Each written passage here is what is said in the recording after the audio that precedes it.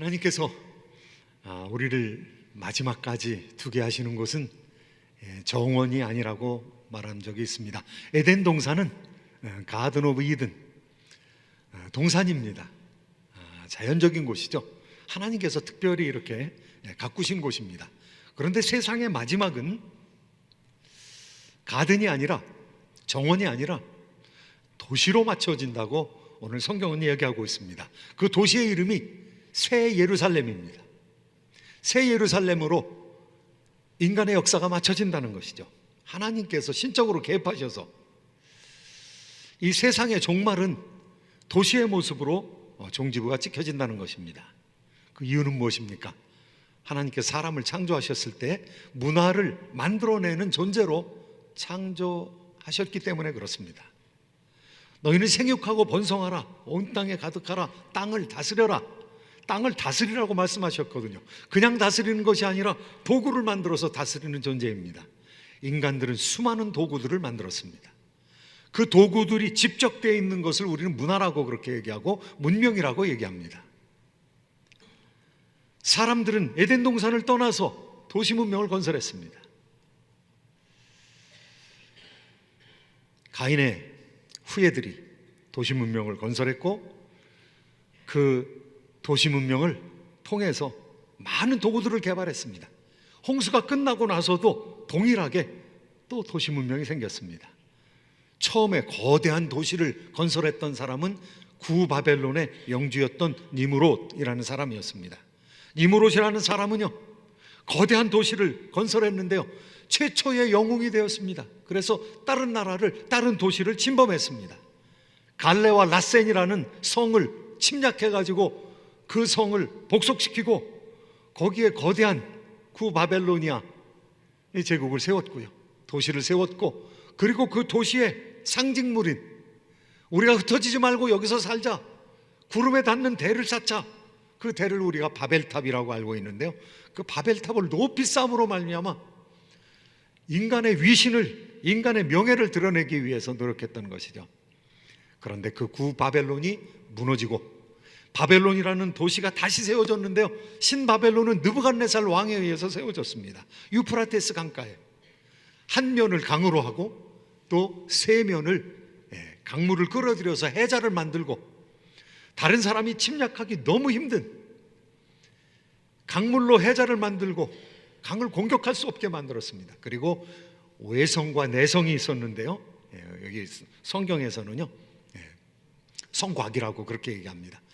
내성곽이 있었고 외성곽이 있었는데, 내측 성곽은요 얼마나 넓게 성벽을 쌓았는지 그 성벽에서 4마리 말이 끄는 마차가 좌우로 달릴 수 있었다고 얘기를 하니까요, 지금 우리가 알고 있는 만리장성, 그 만리장성의 규모보다도 훨씬 더 큰, 훨씬 더 빛나는 그런 성을 만들었던 것이죠.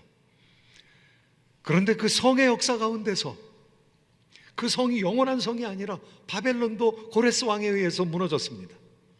그 해자를 사람들이 들어갈 수 없을 것 같았는데요, 그 물을 다른 데로 끌어들여 가지고 물 수위를 낮춰놓고 드러난 수문으로 들어가서 갑자기 바벨론 성이 망해버렸습니다. 얼마나 자신을 했는지 10년 양식을 쌓아놓고 전쟁 준비를 하고 있었고, 그 망하던 날에도 술을 먹고 마시면서 성전에서 꺼내온, 성전에서 사용하는 거룩한 그릇들을 가지고 술을 먹었던 사람들이 그 나라에 망하게 된 그런 역사를 우리가 읽어볼 수가 있습니다. 그런데 망하지 않는 성이 있다는 것이죠. 이 세상의 모든 성들은 바벨론입니다. 그 바벨론, 이 성경에서는 로마를 바벨론으로 얘기하고 있고, 로마도 망한다는 것이죠. 그리고 앞으로 역사의 종국에 세워질 적그리스도 국가, 그 성도 바벨론이라는 것입니다. 이 세상의 모든 성읍들은 장차 망할 성읍이라는 것이죠. 장망성이라는 것이죠. 그런데 망하지 않는 성이 있다는 것입니다. 하늘로부터 내려오는 성읍이 있다는 것입니다. 흔들리지 않는 성읍이 있다는 것입니다. 그 성의 이름이 새 예루살렘이라는 것이죠. 예루살렘 성벽도 무너졌습니다. 다시 쌓았습니다. 그러나 하나님께서 세워놓으신 그 성읍, 무너지지 않는 성읍이 있다고 하는데요, 그 성읍의 특징들, 새 예루살렘 성읍의 특징들을 우리가 몇 가지로 알아보면서 하나님의 은혜를 나누기를 원하는 것입니다. 오늘 말씀 가운데 21장 10절 말씀 한번 같이 읽어보시고 함께 말씀 나누도록 하겠습니다. 10절 말씀 함께 읽습니다. 성령으로 나를 데리고 크고 높은 산으로 올라가 하나님께로부터 하늘에서 내려오는 거룩한 성 예루살렘을 보이니. 하나님께서 우리에게 성읍을 허락해 주시는데요, 완성된 새 예루살렘은 하늘에서 내려온다고 그랬습니다. 하늘에서 내려오는 것이고 하나님께서 우리에게 베풀어 주시는 것이죠. 이 세상에 수많은 성읍들이 있었습니다. 그런데 예루살렘이라는 곳은 아주 특별한 곳이었습니다. 예루살렘은 하나님께서 지정해서 쌓은 곳이고요, 성전이 있는 곳이었습니다. 그런데 그 성도 무너졌습니다. 그리고 그 성이 지금은 나눠져 있고요, 모스크가 들어가 있습니다. 그곳에 성전을 세우려고 하는데 쉽지 않습니다. 이 세상의 성들은 다 그렇습니다. 장차 망할 성인 것이죠. 그런데 하나님 성, 하나님의 도성인 새 예루살렘 성은 하늘에서 내려오는, 하나님께로부터 내려온다는 것입니다. 그 성은 무너지지 않는 성이 된다는 것이죠. 하나님의 백성들이 들어가서 살 수 있는 성이 된다는 것이죠. 그럼 그 성의 정체가 무엇인가? 그 새 예루살렘 성의 정체가 무엇인가? 우리 한번 9절 말씀을 통해서 한번 살펴보았으면 좋겠습니다. 하나님의 말씀 9절 같이 읽습니다. 7 대접을 가지고 마지막 7 재앙을 담은 7 천사 중 하나가 나와서 내게 말하여 이르되 이리 오라, 내가 신부 곧 어린 양의 아내를 내게 보이리라 하고. 하나님의 도성인데 하나님 도성이 지금 사람으로 표현되어 있습니다. 신부라고 얘기하고 있습니다. 신부고 어린 양의 아내다 그랬습니다. 신부, 어린 양의 아내, 그럼 누구입니까? 교회라는 것이죠. 어린 양의 아내라면 예수님께서 어린 양이신데 예수님의 결혼 상대라는 것이죠. 누가 결혼 상대냐면 교회라는 것이죠. 교회는 그리스도의 몸이라고 했거든요. 그러니까 하나님께서 새로 세우시는 이 놀라운 새 예루살렘은 2가지 특성이 있다는 것입니다. 그중 첫 번째 특성은요, 장소적인 특성을 가지고 있다는 것이죠. 새 예루살렘이니까요, 하늘로부터 내려오니까요, 동서남북이 있으니까요, 아름답게 구성되어 있으니까요, 장소적인 공간적인 특성이 있다는 것을 우리가 생각해 볼 수가 있고요. 9절 말씀에서는 어린 양의 정체를 내게 보이겠다 그랬는데 그 어린 양이 누구냐? 그 성이 누구냐 하면은 어린 양의 아내라는 것입니다. 새 예루살렘 성이 신부라는 것입니다. 그러면 그 성이 사람으로 구성이 되어 있다는 것이죠. 믿는 사람으로 구성이 되어 있다는 것이죠. 그러니까 여기서는 2가지를 한꺼번에 얘기하고 있는 겁니다. 예수님께서 결혼하시는데 건물하고 결혼하십니까? 예수님께서 새 예루살렘 건물하고 결혼하십니까? 그렇지 않습니다. 예수님께서는 교회하고 결혼하시는 것이죠. 그 신부 어린 양의 아내는 바로 교회인 것이죠. 그런데 교회를, 결혼한 사람을 그냥 아무데나 팽개쳐 놓으시지 아니하시고 하나님께서 준비하신 이 놀라운 성읍에, 이 완벽한 성읍에, 아름다운 성읍에, 이 투명하고 빛나는 맑은 성읍에 하나님의 백성들을 두시겠다고 천국을 우리에게 예비해 주시고 그 천국에 구성원들이 있다는 것이죠. 그 천국에 살고 있는 사람들이 있다는 것이죠. 완성된 천국에 들어가는 사람들이 있다는 것이죠. 이건 누구 얘기입니까? 바로 저와 여러분의 얘기입니다. 교회의 얘기인 것이죠. 교회 특성에 대해서 지금 얘기하고 있는 거죠. 교회 아름다움에 대해서 설명하고 있는 것이죠. 그래서 제가 제목을 정할 때 새 예루살렘의 찬란함이라고 정했고요, 영어에서는 grandeur라는 말을 썼어요. The grandeur of the new Jerusalem. grandeur 하면은 이게 자동차구나 그렇게 생각하면 안 되시죠. 우리가 그랜저라는 말은 자동차로 많이 이렇게 생각을 했는데, 그랜저 하면은요, 장엄하다는 것이죠. 빛난다는 것이죠. 아름답다는 것이죠. 놀랍다는 것이죠.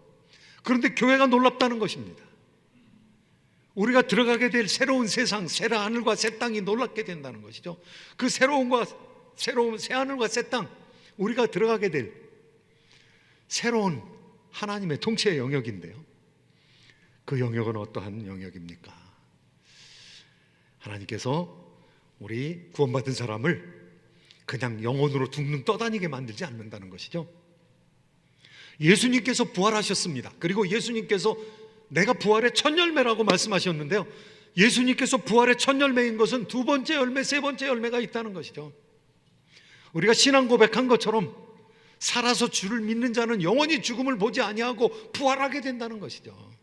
죽은 자가 다시 일어나게 된다는, 다시 살게 되는 것을 우리가 믿는다는 것이죠. 몸이 다시 회복되는 것을 우리가 믿는다는 것이죠. 그러니까 마지막의 세상은 어떤 세상이냐면 물질을 가지고 있는 세상입니다. 우리의 육체가, 우리의 신체가 있는 세상입니다. 그런데 썩지 아니할 신체, 병들지 아니하는 신체, 죄악으로 달려가지 아니하는 신체, 그러니까 물질 세계가 영원하다는 것이죠. 예수님께서 지금 육체를 가지고 부활하신 몸을 가지고 천국에 계시니까요. 성경에서는 한 번도 육체를 더럽다 얘기한 적이 없습니다. 하나님께서는 물질 세계를 창조하면서 날마다 아름답다고 하셨습니다.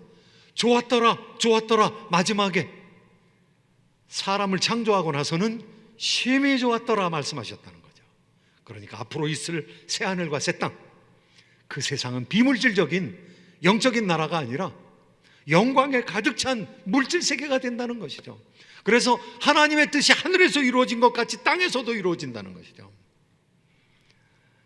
여러분, 천국을 비현실적인 세상으로 그리지 마시고 우리가 살고 있는 이러한 삶이 완벽하게 변한다, 갱신된다, 이렇게 생각하시면 틀림이 없을 것입니다. 그런데 그때의 핵심에 있는 존재가 누군가 하면은요, 구원받은 성도들이라는 것입니다. 구원받은 성도들이 아름다운 모습으로 오늘 이렇게 소개되고 있는 것이죠. 구원받은 성도들의 첫 번째 특징은 무엇입니까? 거룩한 성이라는 것입니다. 거룩한 성, 새 예루살렘.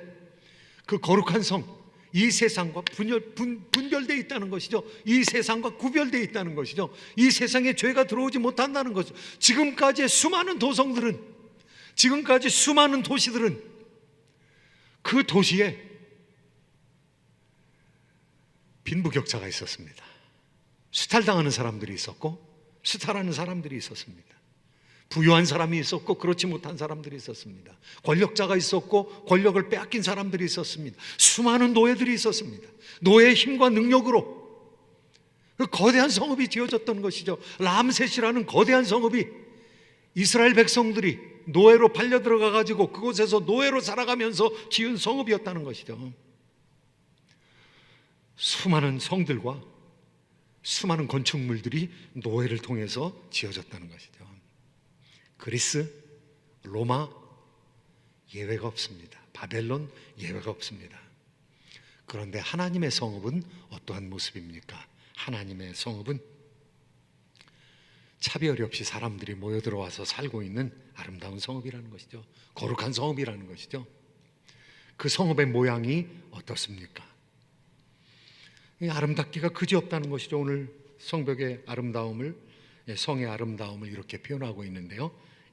11절 말씀 한번 같이 읽어보시도록 하겠습니다. 11절 말씀 함께 읽습니다. 네, 같이 읽습니다. 시작. 하나님의 영광이 있어 그 성의 빛이 지극히 귀한 보석 같고 벽옥과 수정같이 막더라. 하나님께서 하나님의 성읍을 만드시는데 놀라운 아름다움으로 그 빛이 나는데, 찬란하게 빛이 나는데 그 성의 빛이 보석 같고 벽옥과 수정같이 막더라 그랬습니다. 하나님께서 세상을 세우시는데요, 이제 마지막으로 하나님께서 도시를 세우시는데요, 그때는 거룩한 성읍, Holy Community, 하나님께서 교회를 세우시는데 그 교회가 완성된 교회인데 아주 거룩한 교회라는 것입니다. 이 두 번째 특징이 있다면은요, 이 도시의 아름다움은 완결된 아름다움입니다. 성도들이 다 들어와서 자기 자리를 채우고 있을 뿐만이 아니라 아주 장대한 규모를 가지고 있는 Completed Community, Fulfilled Community, 하나님의 예언이 다 이루어진, 그래서 이제 완결해서 흠이 없는 그런 성읍으로 자리매김하게 될 것이라는 겁니다. 하나님의 백성들이 다 모여 들어오게 되는데 어떻게 이야기하고 있는가 하면 보석으로 꾸며져 있어서 아름다움에서 완결되어 있다는 것이죠. 그리고 수정같이 빛난다는 것이죠. 그리고 그 규모가 지금까지의 성들의 규모, 지금까지의 도시의 규모를 뛰어넘는 놀라운 규모라는 거죠. 너무 커가지고 이게 비유인지 아니면 사실인지 알 수가 없습니다. 저는 그냥 비유로 받아들이고 싶은데요. 21장 16절 말씀 같이 한번 읽으시도록 하겠습니다. 시작.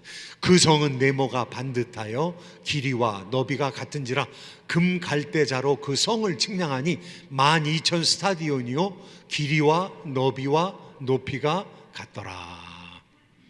12,000 스타디온이라고 그랬는데요. 이거 지금의 마일리지로 우리가 살펴보면은요 1,500마일입니다. 작게 잡아도 1,400마일입니다. 근데 1,400, 1,500마일이 여기 LA에서 어느 정도까지냐 하면은요 달라스까지입니다. 제가 어제 재보니까요 자로 잰 건 아니고 이렇게 컴퓨터에 나온 거 이렇게 살펴보니까 1,450 정도 되더라고요. 달라스까지. 그냥 쉬지 않고 한 20시간 운전하면은 거기까지 갈 수 있습니다. 그런데 성읍의 길이가 그렇다는 거예요.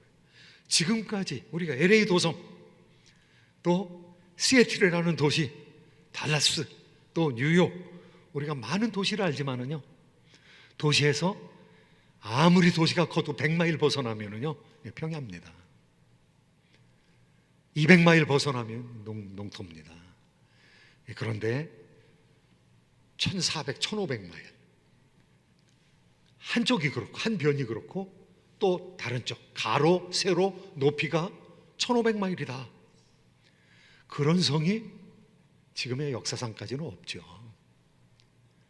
그러니까 여기서 정말 1,500마일이냐 하나님께서 어떻게 이루실지는 우리가 알 수가 없습니다. 그런데 앞으로 하나님의 백성들이 들어가서 살 성은 장대한 성읍이라는 거, The grandeur of the New Jerusalem, 아주 장쾌한 성이라는 거, 그리고 정방형으로 되어 있다는 거예요. 지금까지 우리가 도성은요 그냥 정사각형으로 되어 있는 도성은 있습니다. 직사각형으로 되어 있는 도성도 있습니다. 그런데 높이가 가로 세로 높이가 똑같다는 거예요. 정육면체로 되어 있는, 그리고 그 재료가 금이라는 거예요. 유리와 같은 금이라고 얘기하고 그 중심 길이 금이라고 얘기하고 있습니다. 정금이라고 얘기하고 있습니다. 이거는 이 세상으로부터 미루어서 생각할 수 없는 굉장히 아름다운, 아주 극단적인 아름다움을 말할 수 있는 표현으로 그냥 표현해 본 겁니다. 그리고 그런 성이 있고요. 성은 성에 성곽이 있죠. 성곽. 성이 있고 안에 밖에 성곽이 있는데요. 그 성을 보호하는 성곽이 있는데 그 성곽이 두께가 144규빗이다 이렇게 얘기하고 있어요. 144규빗이면 65m에서 70m 정도. 성의 두께가 그렇다. 지금까지 역사 속에 있었던 바벨론의 성이 굉장히 두꺼운 성이죠. 그래서 그 뒤에서 마차가 네필이 끄는 마차가 왔다 갔다 할 수 있을 정도면 대단한 성이고요. 그거 무너뜨릴 수 없는 그런 성인데요. 그런데 70m다, 65m다. 그와 같은 성은 역사 속에 없었던 것이죠. 그런데 예수님께서 그 성벽에 키스하는 것이 아니라 그 성에 살고 있는 사람들이 중요하다는 것이죠. 그 살고 있는 사람들, 그 성에 살 사람들하고 결혼하셨다는 것이죠. 그래서 어린 양의 아내라는 것이죠. 그 어린 양의 아내를 상징적으로 어떻게 표현하고 있는가 하면요, 그 성벽에, 성곽에 문이 있다는 거예요. 성곽에 문이 있는데 동서남북으로 12진주문이 있다는 거예요. 그리고 12진주문 위에 이름이 쓰여져 있는데 어떤 이름이 쓰여져 있는가 하면은 12지파의 이름이 쓰여져 있다가 이거 교회구나. 12지파의 이름이 쓰여 있고요. 기초석이 있는데 성곽의 기초석이 12기초석인데 보석으로 되어 있고, 그리고 그 보석의 이름이 다 다르고, 그 다음에 그 보석에 쓰여 있는 이름이 있는데 그 이름이 그리스도의 사도들, 12사도들의 이름이 쓰여 있다는 것입니다. 교회를 얘기하는 것입니다. 이건 신약교회와 구약교회가 나눠지지 않은 것이다. 신약교회와 구약교회가 연합되어 있다, 이것을 얘기하는 것이고요. 그리고 다양한 지파의 사람들로 구성이 되어 있지만 이거 하나구나. 다양한 지파의 사람들로 구성되어 있지만 이 사람들이 하나님의 생명책에 기록된 사람들은 다 구원받는구나. 왜냐하면 열둘이라는 말을 반복해서 쓰고 있거든요. 12진주문이 있다고 그랬고요, 12사도들의 이름이 쓰여 있다고 그랬고요, 또 12지파의 이름이 쓰여 있다고 그랬고요, 그 12진주문 앞에 12천사가 기다리고 있다고 그래요. 이 열둘이라는 말이 반복되고 있습니다. 성곽의 높이는 어떤지 모르지만은 뭐 높이도 대단하게 높을 텐데 거기 성곽의 두께만 얘기하고 있습니다. 이 두께가 144라는 것은 열둘이 두 번 곱해진 것입니다. 이 열둘이라는 수는 완전수입니다. 이 구원의 수입니다. 구원받는 사람들이 완전히 생명책에 기록되어 있는 사람들이 다 들어와 있다는 것이죠. 그 사람들이 다 들어와 있기 때문에 fulfilled community, completed community, 사람들이 다 들어와 있다는 것, 생명책에 기록된 사람들이 다 구원받았다는 것이죠. 동서남북에 세 문이 있다는 것은요, 옛날에 성전은 그렇지 않았죠. 성전은 반드시 동편에서 들어가야 됐습니다. 에덴의 동쪽으로 쫓겨났거든요. 그러니까 서쪽으로 나가야 되거든요. 동쪽 문에서 서쪽으로 나가서 하나님을 찾아야 되거든요. 그 한 문으로밖에 들어갈 수 없었거든요. 그리고 성소, 지성소를 동쪽에서 서쪽으로 들어갔거든요. 그런데 오늘의 말씀 보니까요, 12진주문이 동서남북에 세 문씩 있다는 거죠. 이것은 모든 민족들 가운데서, 열방 가운데서, 이 세상 동서남북에서 하나님의 택함 받은 사람들이 다 들어온다는 것이죠. 제한되지 않는다는 것이죠. 방향이 없다는 것이죠. 모든 방향에서 하나님께로 들어오게 된다는 것이죠. 모든 하나님의 백성들이 구원받게 된다는 것이죠. 이것은 우리에게 선교의 사명을 일깨워주고 있습니다. 가까운 데 있는 사람이든지 먼 곳에 있는 사람이든지 전도하고 선교하면서 세계 만방에서 동서남북으로 모든 사람들이 들어와서 천국의 거민이 될 거라는 것이죠. 천국의 거민이 다 거쳐지면 끝입니다. 역사의 마지막까지 존재하는 세상 나라는 하나도 없습니다. 이 세상 나라는 다 끝난다는 것이죠. 그리고 예수 그리스도의 나라만 남게 된다는 것이죠. 그리고 그 나라가 영원하다는 것이죠. 그 나라가 흠없는 점없는 나라라는 것이죠. 빗속에 있는 나라라는 것이죠. 고귀한 나라라는 것이죠. 이 세상에는 허물이 많은 나라이지만 정방향으로 딱 돼 있다는 것은요, 그것은 뭐 높낮이가 없다는 것이죠. 반듯하다는 것이죠. 이 세상의 성읍은 어떻습니까? 이 세상의 성읍은요, 차별이 있는 성읍이죠. 차라리 옛날에 그냥 시골에서 살았을 때 사람들이 욕심이 없었죠. 보는 것이 없었으니까. 그런데 도시 문명 얼마나 풍성합니까? 그런데 풍성한 도시 문명 가운데서 살아가면서 계속 나와 남을 비교하기 때문에, 가진 자와 못 가진 자를 비교하기 때문에 갈등이 일어나는 것이죠.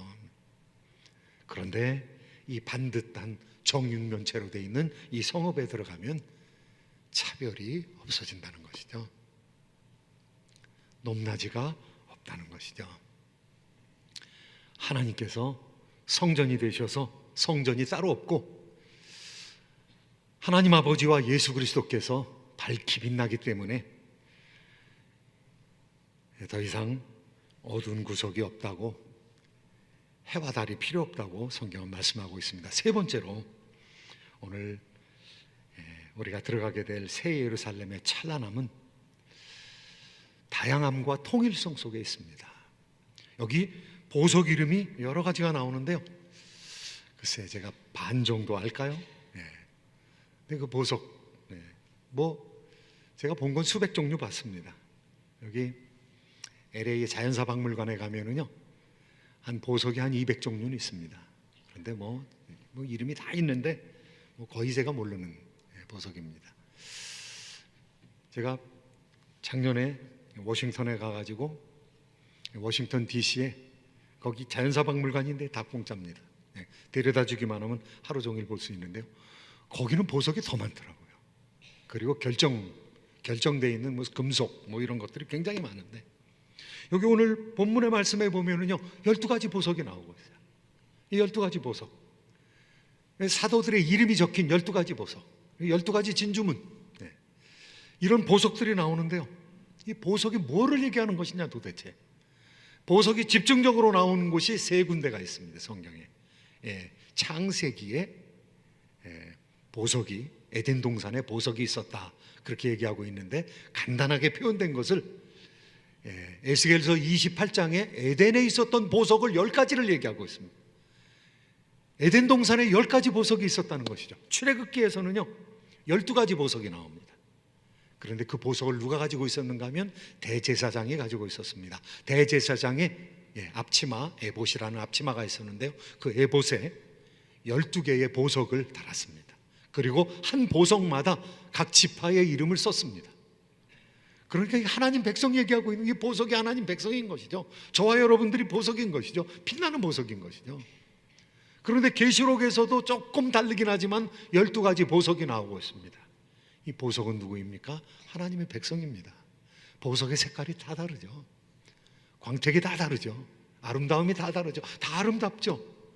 하나님의 백성들이 보석 같은 존재인데 뭐 다 다르죠. 다른데 이 다른 사람들이 모여서 통일을 이루고 있다는 것입니다. Harmonized community. 이 조화된 공동체를 이루고 있다는 것입니다. 누구를 통해서 조화가 되는가 하면은요, 사도들을 통해서 조화가 되는 것입니다. 예수 그리스도를 통해서 조화가 되는 것입니다. 정확한 교회는 어떤 교회냐? 사도적인 전통에 서 있는 교회입니다. 예수 그리스도를 통해서 말씀을 받은 사도들이, 그 사도들이 전파해서 복음이 세상에 전파되었습니다. 사도성을 가진 교회가 제대로 된 교회거든요. 그런데 그 교회의 기초석이 사도라는 것입니다. 기초에 사도 이름이 다 적혀 있다는 것입니다. 그런데 그 사도는 누구한테 가르침을 받은 사람이냐 하면요, 그리스도에게 가르침을 받은 사람이죠.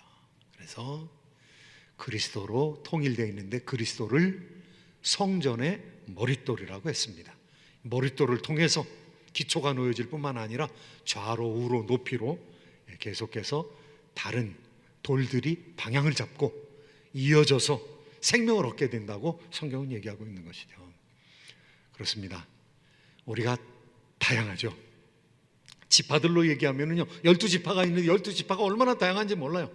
지도적인 지파는 유다 지파, 정치 지도자들을 많이 내었습니다. 그리고 너무 부유한 지파, 그 부유한 지파는 요셉 지파입니다. 2배를 받았습니다. 그래서 에브라임과 므낫세, 그 사람들이 차지한 땅은요 전체 땅의 3분의 1 정도 됩니다. 부유한 지파죠. 레위 지파, 영성이 뛰어난 지파입니다. 싸움을 잘하는 지파, 베냐민 지파, 작지만은 아주 매웠던, 싸움을 잘했던 그런 지파입니다. 그런데 그 지파가 하나님을 중심으로 뭉쳐야 하나님의 나라를 형성할 수 있는 것이죠. 사도들도 얼마나 다양했는지 모릅니다. 베드로는 나 고기 잡으러 간다 그러면 5, 6명이 그냥 따라 나서는 겁니다. 그냥 나면서부터 지도자예요. 예수님께서도 그 지도력을 인정을 합니다. 베드로 지도자입니다. 요한 깊은 묵상을 가지고 있는 사람이, 깊은 영성을 가지고 있는 사람이죠. 예수님을 도왔던, 마지막까지 계시록을 썼던 요한이라는 지도자가 있는가 하면요, 칼부리마다 온 사람이 있습니다. 시몬 가나안이트, 가나안인 시몬 그랬는데요, 가나안인이라는 뜻은요, 이 사람은 열심당이라는 뜻입니다. 그래서 열심당 시몬이라고도 얘기하는데, 제자 가운데 칼 차고 다니던 사람이 있었습니다. 싸움 잘하는 사람이 있었습니다. 시몬입니다. 그런데 시몬하고는 완전히 원수 사이가 되었을 마태 같은 사람이 세리가 있었어요. 잘못하면 살해당할 대상이 될 수 있는 마태. 그런데 마태는 기록에 능한 사람이었고요, 계산에 능한 사람이었고, 유대인들을 너무너무 잘 알았고요. 그런데 이 사람들이 그리스도 안에서 하나가 되는 것이죠. 다 순교당하기까지 예수님과 하나가 되는 것이죠. 사도 요한을 빼놓고는요, 모든 사람이 다 순교당하기까지 그리스도를 동일하게 쫓는 것이죠.